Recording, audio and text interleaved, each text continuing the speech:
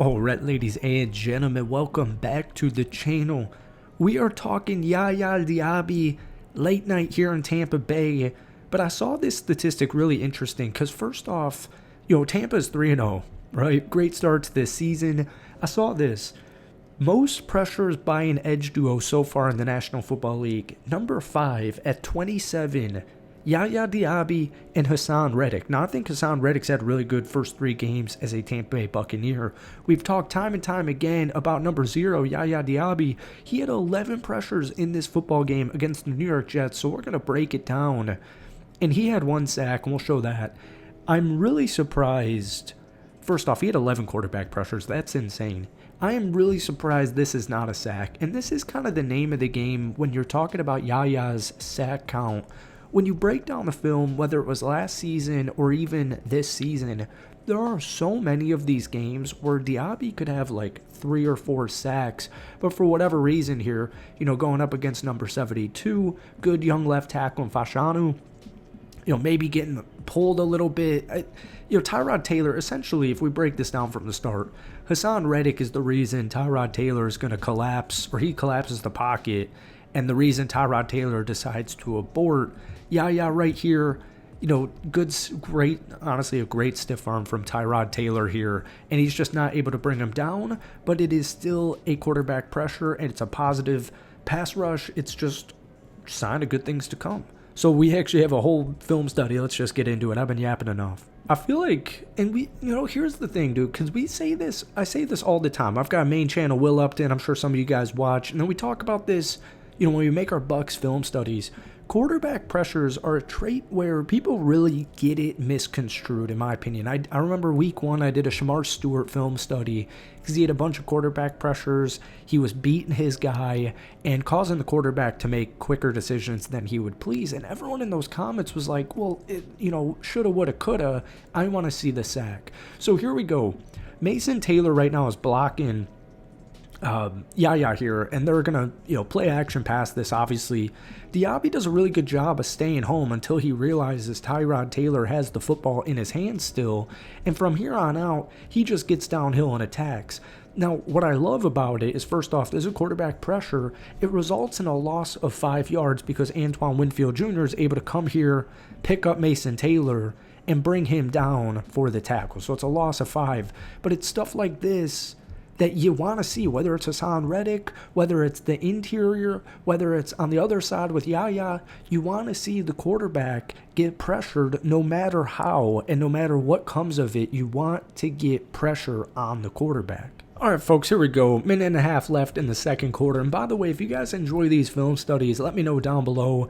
We've been doing these on this Bucs channel for a couple of weeks now. You guys seem to enjoy it. If you have any specifics from this game against the Jets, we've got a couple more days until week 4. So let me know down below. But as always, hit that like button. It goes a very long way. Now, I'll let you watch this before we break it down, because this is something, I kind of only vaguely remember this happening because we did a, in-depth Bucs film review, offense and defense, a couple of days ago. Go check that out if you haven't. And we focused, on the Jacob Parrish sack, which, by the way, Jacob Parrish is doing phenomenal. We did a film study of him on week 1, and he deserves just another look because he had a great game here. But going up against Fashanu here, YaYa, number 0, he gets held here. So you see that penalty kind of come on in. This ref's going to call this penalty. He's getting held. Now, obviously, nobody here is blocking Jacob Parrish, and he's going to easily be able to come on in here and bring, this sack. But there's that flag. YaYa beats his guy immediately, like how he's getting low center of gravity, hard to block there. He, number 74, the left tackle, holds him. Almost brings him down, and it gets called for an offensive holding, but Jacob Parrish obviously gets the sack here. It's a big 3rd down. They get the defensive stop they're looking for, but it's this stuff, man. YaYa's had a phenomenal start to the season here. All right, enough beating around the bush. Here's the sack of Diaby's in this football game, and once again, we broke this down in the film study, but I really love it because he finishes this play and brings Tyrod Taylor down for the sack. Now, he's going to get chip blocked from number 85 here, New York Jets tight end Mason Taylor, and it puts him in a great position. So he's about to get chipped, and he's going to fall right into this hole perfectly, and the right tackle He's just not able to get there in time. So here's his sack, and you're going to see a lot of these this upcoming season, but gets downhill, fights through the blocks, and then finishes this play. I love it. I love him bringing, I know it sounds so simple, just, wrapping Tyrod up with his feet, but once again, you saw it in the first clip of the day. This is stuff that happens 5-6 times a game with these Bucs defensive players, and just, being able to close out, finish off this tackle, get the sack here. I love to see it. All right, end of the third quarter. Still very annoyed how close this game got, but a win is a win. This will be forgotten about in 1 or 2 games' time. At the end of the day, Tampa's now 3-0, and they're off to a great start to the season.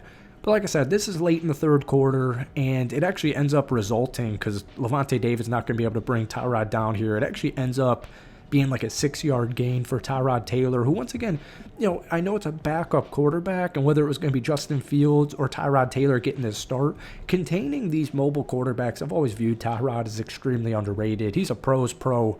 He knows what his job is, and he knows how to execute it and keep a game interesting at the very minimal. But here we go. Diaby going against the left tackle here. He just beats him immediately with speed. Just runs right past him.